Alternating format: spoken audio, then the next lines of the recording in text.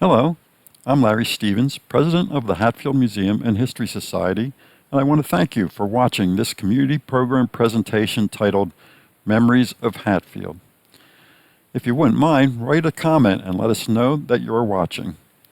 In this program, we're going to take a look at some of Hatfield's history through the memories of those that have lived here. Back in 2013, the Hatfield Museum and History Society started a Facebook page to help share Hatfield's history with more people through the posting of old photos of Hatfield. People have been enjoying the photos we share and have been posting their own memories of Hatfield inspired by the photos. So I'm going to be showing some of those photos and sharing some of the memories that people have shared about them. For Hatfield long-timers, these memories may stir up some memories of your own. And for those newer to the area, they will give you more insight about life in Hatfield in years gone by. And please feel free to leave comments about any of your own memories that this program may inspire. These are two of the first photos that I posted on Facebook way back in 2013. They show former Hatfield Borough Chief of Police Herbert, who was hired by the borough in 1941. The photo on the left is from around 1945, while the photo on the right is from 1966. Nell Ziegler Rook posted a memory that she had about Herb. For those of you who don't know, Nell lives on Butler Avenue here in the borough, across the street from Didden's Greenhouses, which her family owns and operates. She related how one Easter Eve, many years ago, someone came into her house and fell asleep on her sofa. At first, she thought it was the greenhouse night watchman, Harold.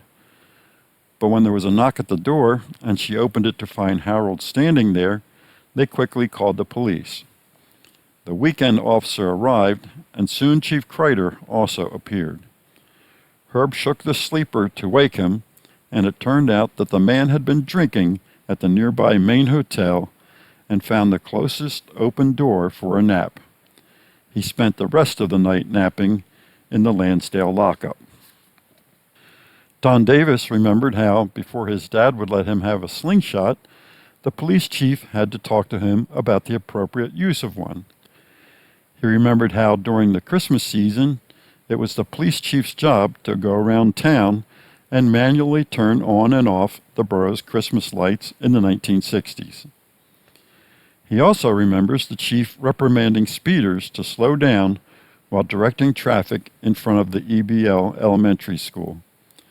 This photo, taken around 1968, shows Chief Kreider helping E.B. Laudenschlager Elementary School kindergarten students across Main Street. Pam Cooper Ball wrote that when she was 4 years old, she broke her leg while with a babysitter, and that the sitter had to call an ambulance to take her to the hospital. She said that Chief Kreider rode with her in the ambulance so that she wouldn't be alone, and remembered him talking to her and staying with her at the hospital until her mom arrived. This photo shows Chief Kreider buying a recreation program booster ticket from a member of the Hatfield Youth Council in May of 1959. The sale of the booster tickets raised funds to support the Hatfield Summer Recreation Program. The man on the left is Floyd Blake, director of the recreation program. The boy on the right is unidentified. Greg Schisler wrote that Chief Kreider was his Hatfield Little League manager for 4 years, and commented that Herb had been quite a good baseball player himself. Herb Kreider served as Hatfield Borough Police Chief for 33 years until 1974, when he retired. With this photo, we step back in time to Memorial Day morning, 1970. A couple of firemen are passing the time in front of the Firehouse on East Broad Street, waiting to participate in the annual Memorial Day Parade. Behind the Firehouse, tables are set up, ready to serve pretzels, chips, and ice-cold draft birch beer to eager children after the Memorial Day service at the train station. Construction workers have the day off from building the new Meadowbrook West apartments on Poplar Street. Someone is taking advantage of the day off to clean their car in the car wash behind the Hatfield Tavern. The open pantry convenience store at East Lincoln Avenue and Poplar Street, which opened a year earlier, seems to have a few early customers. Also visible in this photo are Culp's Garage, the Trolley Stop, Inky's Lunchonette, and of course Hanson's Textiles. Daniel Munson Jr. wrote that he remembered when he and his dad would walk down to the Firehouse in the winter to get their Christmas tree. They would first stop in at the Trolley Stop to briefly warm up before going out back behind the Firehouse to pick out their family tree. He also loved the smell of the fresh-cut pine trees and colorful swagged lights shining the way to the perfect tree. This isn't a great picture because it's actually just an enlargement of a portion of the previous picture, but it gives us a look at Dwor's Lunchonette, a small building that once stood at South Main Street and Blaine Avenue. The Lunchonette was first opened around 1950 by Emil Gottschall, who lived across the street with his parents. He later sold the business to Gordon Grubb, who ran it from 1954 until 1956, when it was sold to Mabel Jordan. She operated the business as Jordan's Lunchonette, although it was more commonly known as just Mabel's. This 1958 photo shows Mabel and an unidentified police officer outside of the Lunchonette. Bob Kaler remembered coming home on a weekend leave after being out to sea for 6 months when he was in the Navy. He was badly craving a hoagie from Mabel's and had his taxi driver stop at the Lunchonette, only to find that Mabel was closing up for the night. But he said that she went right back in to make him a hoagie. He wrote that he would never forget her thoughtfulness, plus she didn't charge him for the hoagie. In 1970, one of Mabel's employees, Florence Dilworth Rohrbach, bought the business, which was then known as Dilworth's Lunchonette, or simply Flossie's to many. That's Flossie in the middle, with employees Claire Moyer on the left and Kiffy Berge on the right. Jim Garahan remembered enjoying many sandwiches and milkshakes at Flossie's, while Carrie Roger Gargus's favorite treat at Dilworth's was chocolate milk and a tasty cake. Personally, I enjoyed many an ice cream sundae at Dilworth's since it was on my newspaper route, and she knew how to make a good sundae, unlike many of the ice cream places today. My favorite was a chocolate nut sundae. Chocolate ice cream, wet walnuts, Hershey's chocolate syrup, lots of whipped cream, and of course a cherry on top, all served up in a glass tulip sundae bowl. Sorry, but even artificial intelligence software couldn't help this 1977 photo of the Lunchonette. Dilworth's Lunchonette operated until the early 1980s, after which the building became home to Dominic's Pizza, owned by Ed Van Arsdale, and eventually demolished around 1995. Back in 1927, the Hatfield National Bank was established in space rented in the new Hatfield Firehouse. This is the only known photo of the Hatfield National Bank when it was located in the Firehouse. Standing in front of the bank is Nelson S. Hartranft, the bank cashier and manager for many years. The Hatfield National Bank continued to operate in the Firehouse until May 1937, when they moved into their spacious new building at the corner of Main and Broad Streets. The new building was modern in every way, constructed of brick with an Indiana limestone front. The interior was finished in walnut and bronze and beautifully decorated. The bank had marble floors and included the most modern equipment, including a bandit barrier and a heavy vault door. Lots of Facebook folks remembered having their bank accounts and Christmas Club accounts at the bank, and kids could always look forward to getting a piece of candy from the teller. The Knipe's Hotel building, which was formerly at the corner of East Broad Street and Market Street, was built in 1873, and in 1889, the three-story hotel tavern was sold to Chester Knipe. Mr. Knipe reportedly conducted the business in an orderly manner, and it earned a reputation for its wholesome, clean atmosphere.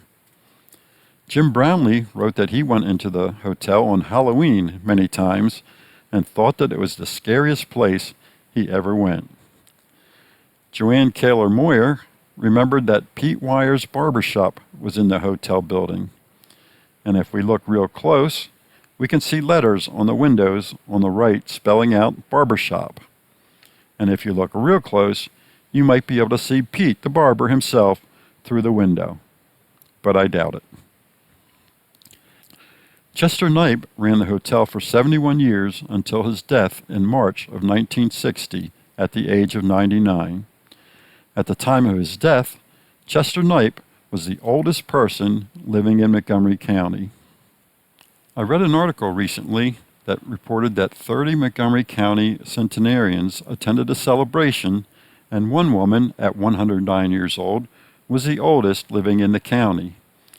I'm sure that many other centenarians were probably unable to attend, but I thought that it was an interesting fact about the increase in human longevity here in Montgomery County over the past 64 years.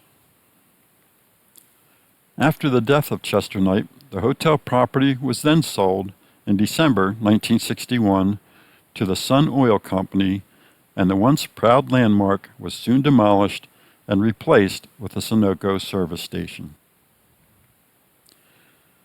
This picture from a wallet calendar card shows the Hatfield Savings and Loan as it appeared in 1966. Longtimers will remember the revolving time and temperature block under the Savings and Loan sign.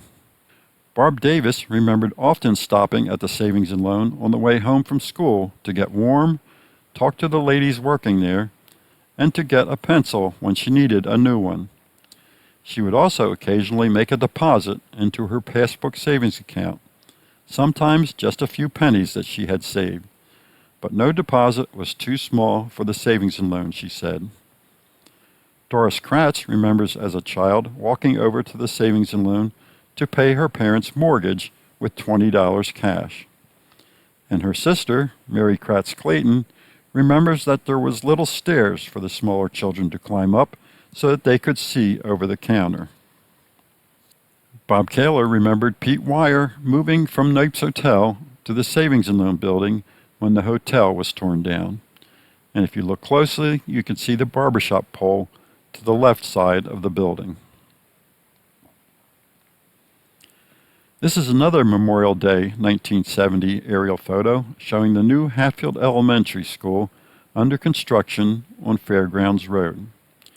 By the way, these 1970 photos were taken by Ray Masser as Herb Flosdorf flew him around over Hatfield that Memorial Day morning, and we are thrilled to have these great aerial photos in our collection. The nearby Hatfield racetrack, seen behind and to the right of the school, had been closed for almost 4 years when this photo was taken. Many Facebookers who were students at this time recalled when they moved from the EBL school into the new Hatfield Elementary, carrying their books and other items across the field to the new school. And apparently, rumors were rampant among the kids back then about there being a secret pool in the basement of the new school building, which of course there wasn't. This old photo of the Hatfield Firehouse on Broad Street evoked a number of different memories. A few folks remembered the yearly rummage sale and the kids' weekly Bible club that was held there. Some remembered Grace Lutheran Church having their adult Sunday school classes there in the late 1960s. Barb Davis remembered how she always knew it was time to head home for lunch when the noon fire siren blew. And Wayne Gallant remembers racing to the firehouse on his bike to read the blackboard where they would write down the fire location and then race on to the fire location to watch the excitement.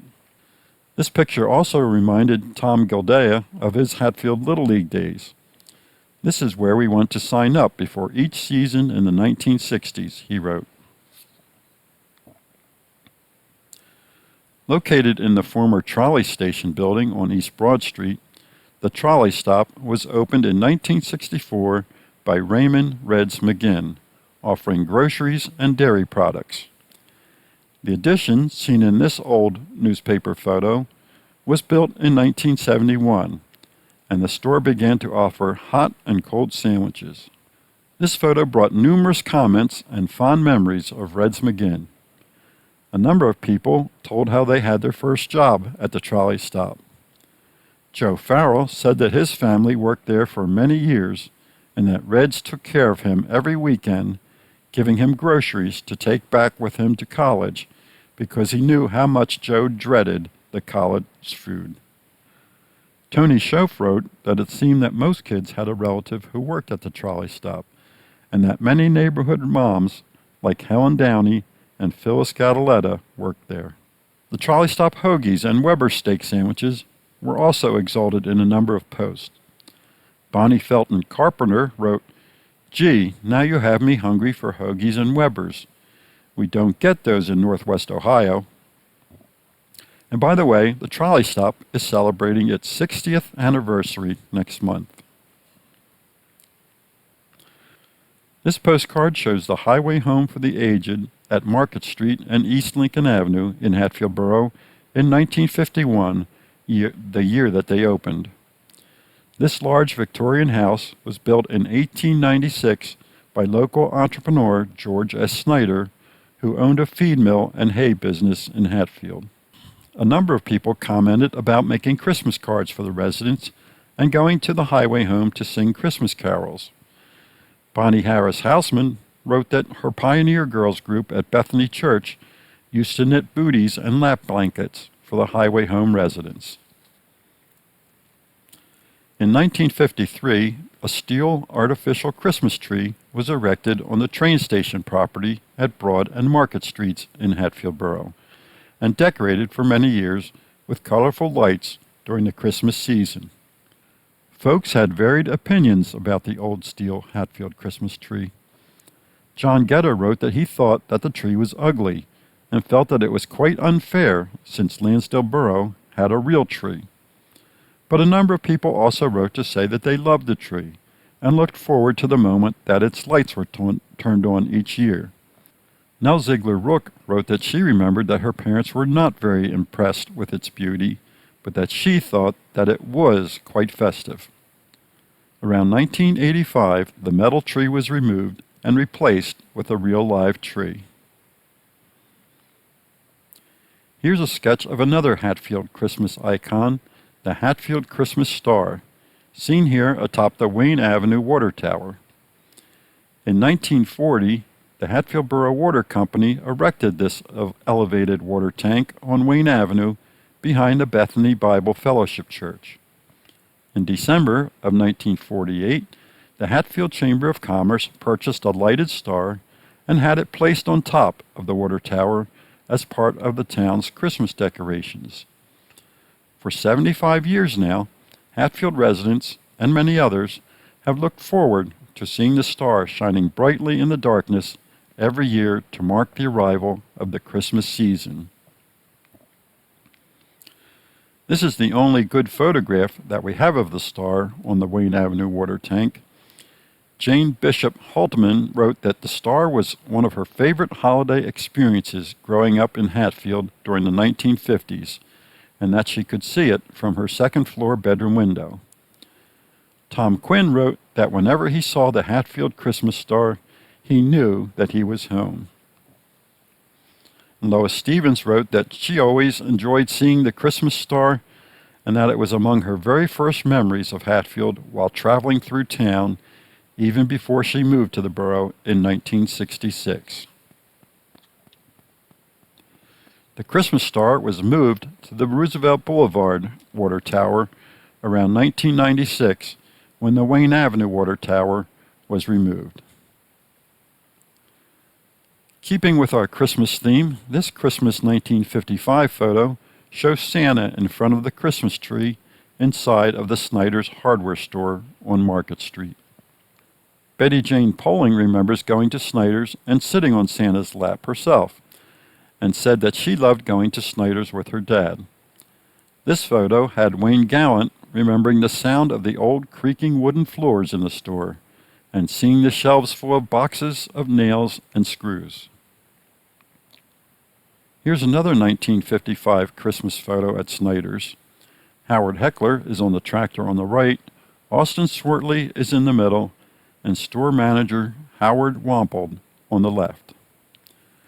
Mike Lauman wrote that he remembers that Austin Swartley was the guy that could tell you about everything in the Snider's store. Dennis Grafton wrote that his father, Cal Grafton, opened up his radio and TV shop at Snider's in 1963, and remembers spending many hours as a boy helping his dad fix radios in the back shop. In 1939, Russell Anders opened a food market in the right side of the post office building at Broad and Cherry Streets. That's Russ there on the right, with Harry Reinhardt Sr. on the left, standing in front of the store. Around 1945, Russ Anders moved his food market business to this new building on South Main Street, where Casey's Saloon and Eatery now is. He continued to run his business here until 1955. This photo shows Russ with his wife, Laura Anders, in their new building in 1945.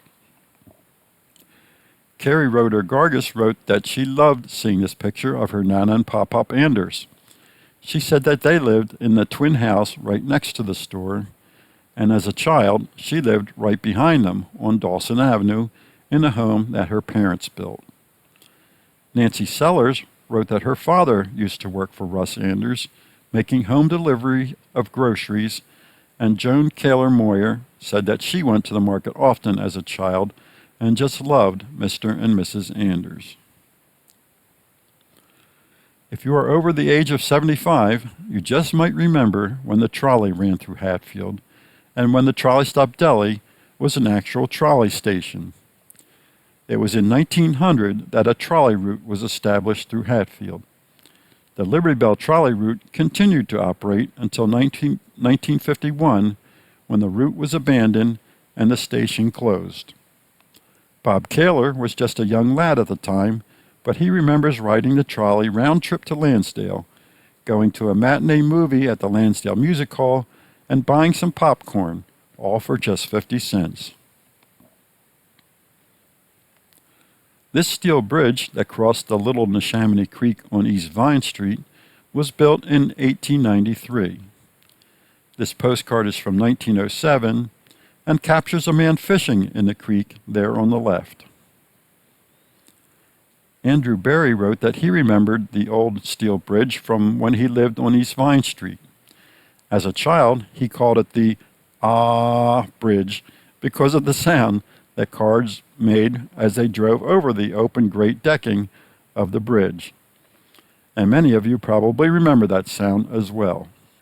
Pat Thomas Moyer remembered the bridge well and said that she used to go ice skating and exploring under the bridge. Pat Thomas Moyer remembered the bridge well and said that she used to go ice skating and exploring under the bridge.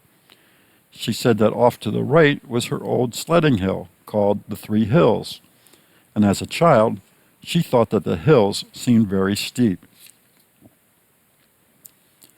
And this 1908 postcard shows the Three Hills that Pat was referring to.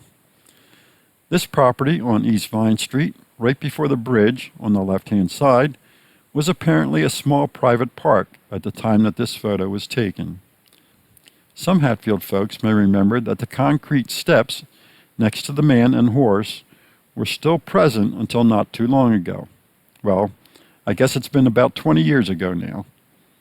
When a new house was built on the property, the steps were removed. Handwriting on the back of this postcard indicates that the girls in the carriage are Gertrude and Georgiana Conver. Many others also remembered sledding down 3 hills as a kid, and one person said that they sometimes ended up in the creek. They remembered that ice skating under the bridge was awesome also. Tom Gildea reported to that previous post saying that he had also sledded on this hill, but that his sled must not have been as good because he never even came close to the creek.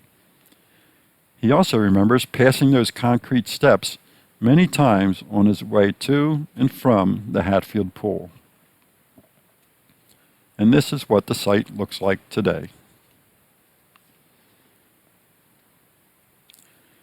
Stillwell's Bowling was located in the large building at the corner of South Main Street and Blaine Avenue in Hatfield Borough. The building was constructed in 1909, and a restaurant soon opened in the building, along with a pool parlor and a 6-lane bowling alley. The name of the Hatfield bowling alley was changed to Stillwell's Bowling in 1960, and it cost 40 cents a game. The Hatfield bowling alley never got automatic pin setters, but instead the job was done by human pin setters. This is a 1943 picture of the bowling alley building, the only old photo of the building that we have. It's not certain just how long the lanes continued to operate, but the last mention of Stillwell's Bowling in our Hatfield newspaper collection was in July of 1962, so it is quite possible that it closed for good soon after that. Walter Hutt Jr., who lived on Blaine Avenue, reported going to the bowling alley as a kid and remembers that kids were hired as pin setters to reset the pins after each ball. Linda Mancini wrote that her dad grew up in Hatfield and that he and Bob Kaler used to set the pins up at the bowling alley, adding, "You had to be in great shape to do that." Marie Hosgood Snider said that she also used to set pins there when she was a young girl, living in the little house on Blaine Avenue, right behind the bowling alley. Jerry Schussler wrote that he and his 2 older brothers, Ken and Jim, also used to set pins, and that they would get a nickel or dime per game for their efforts. Tom Gildea said that in the mid to late 1960s, he would pass the bowling alley building on his way to go to baseball practice or to St. Maria Goretti.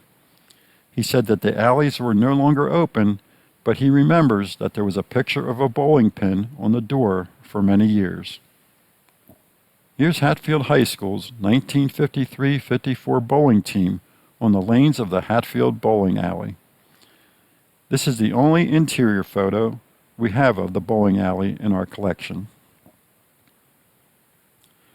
In this circa 1950s photo, a young person is seen pulling a sled through a snow-packed Cherry Street, headed towards Broad Street in Hatfield Borough, probably looking forward to sledding down the East Broad Street hill. The street was sometimes closed to cars, so that sledding on that great hill could be enjoyed. Joanne Kaler Moyer and her brother Bob Kaler both remembered well going sledding, along with all the kids in the neighborhood, down East Broad Street, all the way from Main Street down to Market Street. This photo shows the Hatfield Community Pool on Memorial Day, 1970, 4 years after it opened in 1966.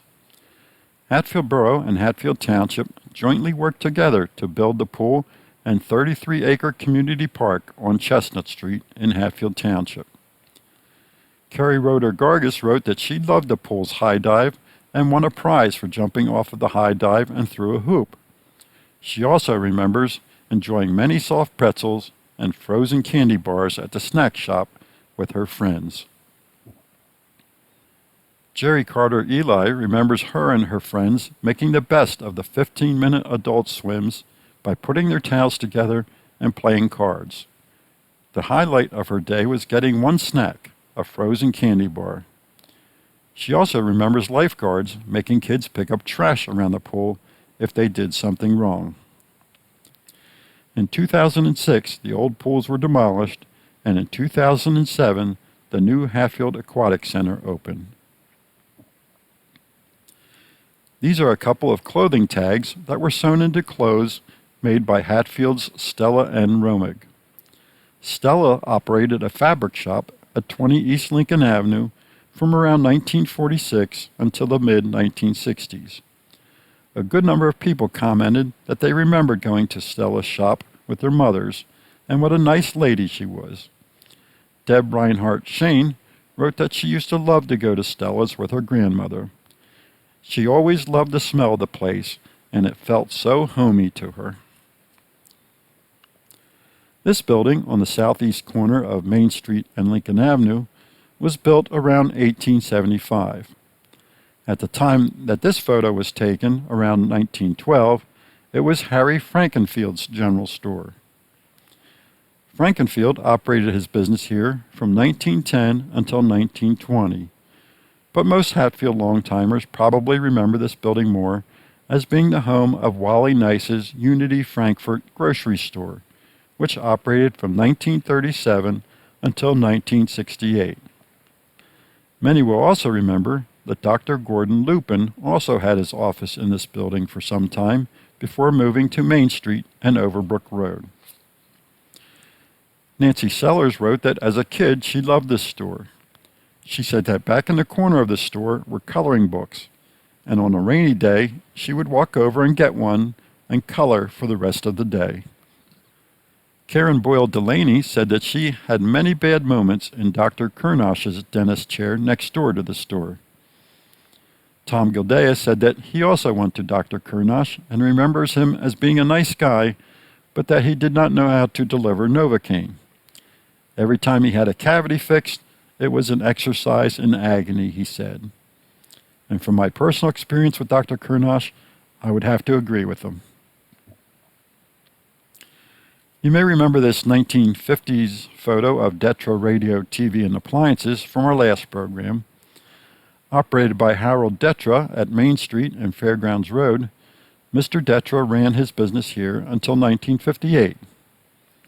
Nancy Sellers remembers getting all of her 45 RPM records at Detra's, as does Bob Kaler, who says that he still has most of those records. Detra's was on his paper route, so it was quite convenient for him to stop in. And Betty Fretz Lauman remembered going over to Detra's when she was in school to check out the new ironer or presser that they had for sale. This photo of the Hatfield Speedway prompted a memory from Nell Ziegler Rook that during hot summer evening services at Bethany Church, they would need to close the windows to help muffle the roar of the race car engines, as well as to keep the clouds of red dust from the track from drifting into the sanctuary. Mary Newcomer said that she was able to watch the cars kicking up dust from the vantage point of her attic window, and then after the races, she'd hear all the cussing as traffic streamed out onto 40-foot road. Some photos that we post just seem to inspire a lot of memories, and this was one of them. It shows Edna Benner working on a batch of her famous slapjack candy, working it on a hook in her basement until it was just the right consistency. Edna Benner operated Busy Bees Market, a roadside stand, at her home on 40-foot road near Coffle Road since about 1951. For 45 years, she sold produce, plants, eggs, homemade root beer, pies, and apple and blueberry crisp. In 1959, she started making slapjack, a taffy-like treat which, based on the numerous comments made on the photo, continues to be enjoyed by many folks today. Ella Benner Ettinger was thrilled to see this picture of her mom on our Facebook page. She loved that her mom lives on in the memories of Hatfield folks. Ella spent hours working at her mom's stand all summer long, and even up until her mom's death, Ella went every weekend to help her. Ella's sister still makes the candy, and it can still be bought at a few local stores in the Hatfield area during the slapjack season. A number of people, including myself, remember buying the slapjack candy from Ella Benner at Penfield Junior High School. This, of course, made her quite popular. A good number of folks also recalled stopping at Busy Bee's on the way home from school to pick up some slapjack. Rhonda Wagner Berger wrote that her grandfather, J. Lloyd Wagner, used to have slapjack candy for her to enjoy, but never knew where it came from, but that now she does. Denise D'Annunzio wrote that she thought that Mrs. Benner made the best chocolate cake in the world. Shirley Vincent Culp always appreciated Mrs. Benner's advice on what kind of apples to buy that would be best for applesauce. And Dolores Bishop Mueller wrote that she once sold Mrs. Benner a rabbit that she had raised, named Thumper.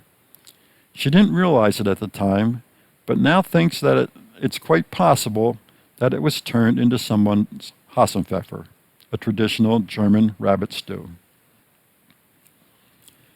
This picture of the Hatfield train station had Phil Emery recalling the 1960s when he paid 35 cents to take the train into Lansdale and then walked over to the music hall theater for the 50-cent matinee. Mike Lauman, who grew up on Maple Avenue right across from the train station, has many great memories of the station and all of the trains coming through Hatfield. As kids, one of his greatest thrills was playing in the cattle pens, which were right next to the train station.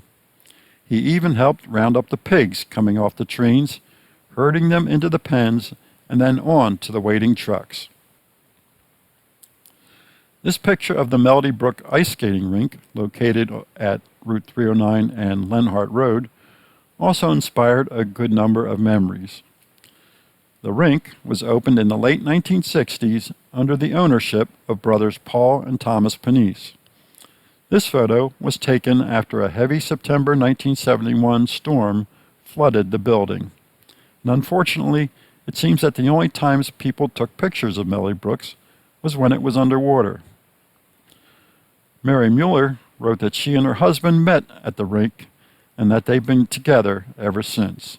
Rebecca Rittenhouse-Smith wrote that she spent lots of time at the rink. She was a competitive figure skater and trained there, enjoying many open skate sessions on Friday and Saturday nights, birthday parties, and she watched her brother competitive figure skate and play ice hockey there. She said that many friendships started for her at Melody Brook. Here's a newspaper advertisement for the rink. Several folks remembered various songs that were popular for couples skating time, like Close to You by the Carpenters, Simon and Garfunkel's Bridge Over Troubled Water, Unchained Melody, and Cherish. And Tanya Moyer Fink remembers taking ice skating lessons at Melody Brook and can still remember the smell of the cold, damp air inside the rink like it was yesterday. The Melody Brook rink closed around 2005 and, of course, is now home to Produce Junction.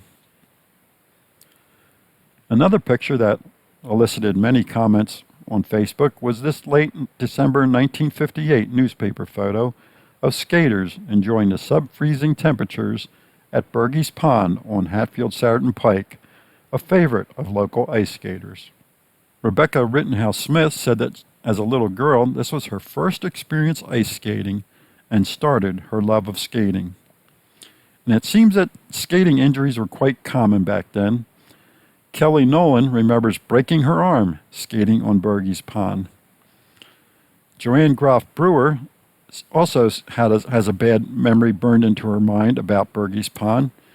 She was skating with her good friend Bonnie and pushed her, resulting in her friend falling and breaking her leg. She said she felt horrible and remembers the incident like it happened yesterday. Dan South said that his dad would always bring hot chocolate for skating. Dan was always cold, he said, because he spent so much time on the ice after falling. Colleen Nolan Soriano wrote that her chances of becoming the next Dorothy Hamill were ruined when she fell on that pond, tearing ligaments in her elbow. She added that she did also have some great times there. Mike Lauman remembered falling through the ice almost up to his neck while attempting to skate backwards. He said it was so cold that he had to walk home to Maple Avenue on the blades of his new skates, which were a Christmas gift because his laces froze solid. Stan Moyer remembered his family skating at the pond often. He said that parents would shine their car lights on the pond at night. One night, while he was skating there without his family, he fell headfirst onto the ice. An adult came to his rescue and stopped the bleeding, and Mr. Horace Berge, the owner of the farm, drove him home. 6 stitches later that night was all it took, and he was back on the ice the next day. He said that the Berge family was one of the nicest families he ever knew. He also remembers catching a big catfish in the pond, too, with the largest one that he caught measuring in at 16 inches. Many Facebook friends also remembered skating on Olibox Pond.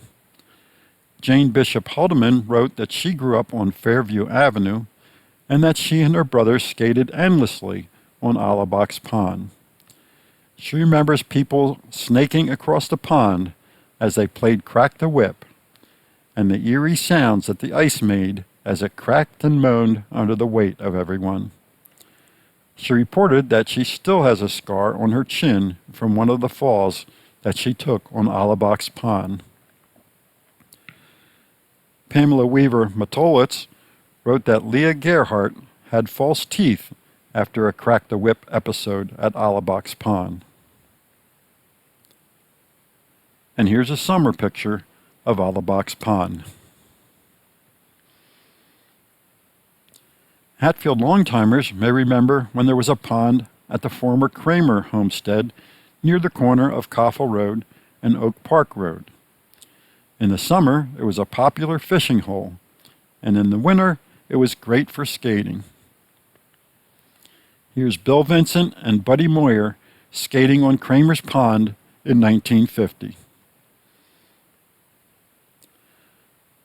This was another one of the first photos posted on our Facebook page way back in September 2013. Horace Davis, or Inky as he was more commonly known, operated a news agency, Lunchonette, at 102 East Broad Street in Hatfield Borough. The Davis Lunchonette, more often referred to simply as Inky's, opened in 1922. Inky operated the lunchonette until he retired in 1975 at the age of 82. He died a year later. Bob Davis, Inky's grandson, wrote that the picture brought back many memories: the penny candy counter, Dolly Madison ice cream, and the old telephone booth. He said that Inky never was very warm with kids, but that he would rather deal with his newspaper and lunchtime customers. Another grandson, Don Davis, wrote that his family lived with Inky above the store from 1950 to 1967. He had memories of tending the store from about the age of 7, often enjoying the penny candy, accounting, he says, for both his waistline and the crowns on his teeth. This is a 1940s era photo of Inky Davis's building. Tony Schoaf wrote that he always felt quite clever when he went into Inky's and bought 2 red gummy coins for the price of only 1 penny. He figured that he was doubling his money. Dale Smith wrote that he ate quarts of ice cream with Glenn Gallant and drove Inky crazy. He said that he finally got to play pool in the back room one day after enjoying one of Inky's crumb burgers, the smallest hamburger he ever ate. A depression burger for sure, he said. Donna Graham Curry wrote that she used to sit at the counter and dump pixie sticks into her soda, and added, "No wonder Inky didn't like kids." Here's a nice old photo, also from the 1940s era, I believe, showing Inky Davis's building on East Broad Street after a bit of snow. Notice the horse pulling the sled through the snow up Broad Street and the trolley tracks crossing Broad Street in front of the car. Patricia Wimmer Harrington wrote that her dad, George Wimmer, grew up in the 1920s and 30s right across the street from Inky's, along with his 4 brothers and 3 sisters. She remembers wonderful Thanksgiving dinners at the Wimmer house in the 1950s and 60s as a youngster. After dinner, she said, the men would go across to Inky's to shoot pool and probably knock back a few. Isaac Detweiler purchased this general store building on the corner of East Broad and Market Streets in 1908, and that same year the store became the first building to receive electricity in Hatfield Borough. When Isaac Detweiler died in 1946 at the age of 73, his son Gilbert, seen here, continued the store business. Many people wrote that they remembered the penny candy, the soda machine, the barrel of big pickles, the barrel of pretzels, and the creaking wooden floor. Nell Ziegler Rook remembered that Ike and Evelyn Fusner were Gilbert Detweiler's right-hand people and delivered orders for the store. One of my own favorite memories of Detweiler's as a 12-year-old was going there in the morning and buying a fresh jelly donut for 5 cents and washing it down with an ice-cold Coca-Cola from the old Coke machine on the porch. A great breakfast for a 12-year-old. Peggy Shaw Bell wrote that at about age 5, her grandmom would give her a list of groceries and send her to the store. She would give the man the list, and he would get all the items and bag them for her. Her grandmom always said to her, "Tell the man to keep the change." In 1970, Gilbert Detweiler made the decision to close the store. At the end of business on Christmas Eve Day, 1970, after 62 years of operation, Detweiler's Market closed its doors forever. The store's inventory was liquidated and the property was sold to the Hatfield Savings and Loan next door. The store building was demolished in 1970 to make room for a parking lot for the Savings and Loan. In 1959, when Walter F. Hutt became the new Hatfield Volunteer Fire Company fire chief, he also became the first Hatfield chief to wear the distinctive white coat and helmet. In this photo, Hatfield Borough Mayor Chester Knipe presents Chief Hutt with his white helmet as Hatfield Borough Police Chief Herbert looks on.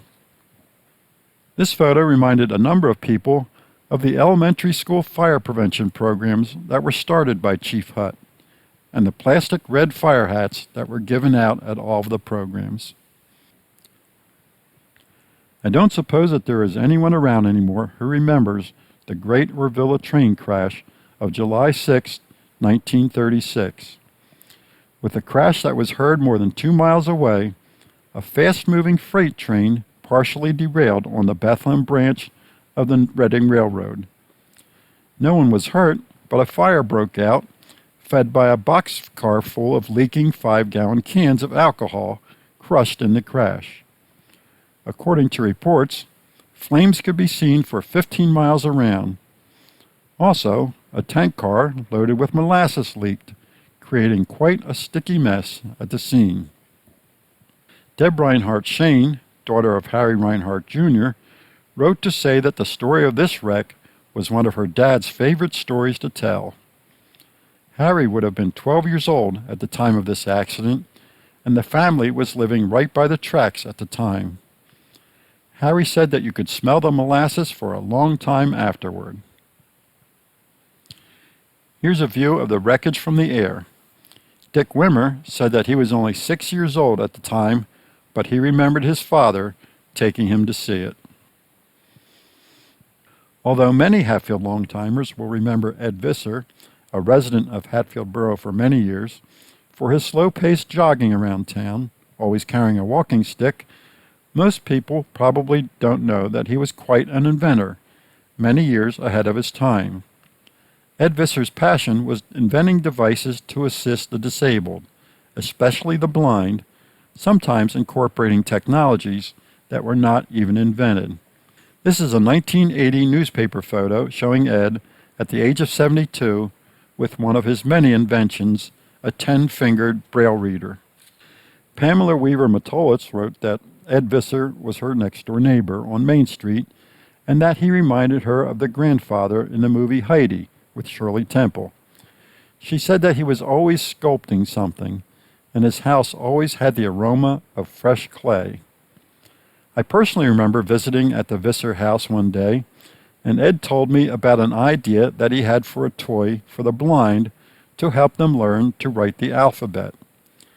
His idea was that when a person used a special pencil to trace the shape of a letter, the toy would say the name of the letter if the pencil stayed on the correct path.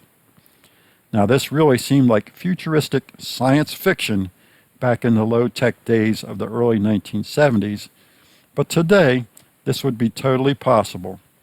So Ed Visser really was a man with ideas way ahead of his time.